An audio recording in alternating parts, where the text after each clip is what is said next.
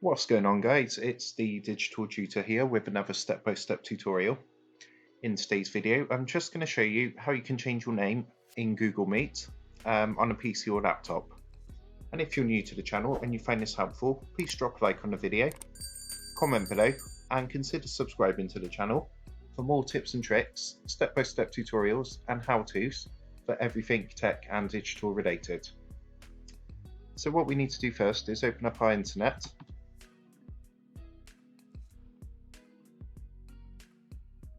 And then we need to type meet.google.com, and that's going to bring us across to the Google Meet. So if I wanted to do a meeting at the moment, what's going to happen, you'll see if I hover over my icon up in the top right hand corner, I've currently got my name set there, so Martin Hemmings, my name. What I need to do to change this, to change my name for a Google Meet, is actually click onto my icon and then go down here and click onto manage your Google account. And if you look on the left hand side on this menu, you need to click onto the second one down, which says personal info.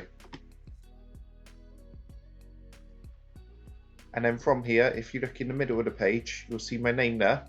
All I need to do is literally click my name. And what I can do is edit from here. So I can change it to digital tutor.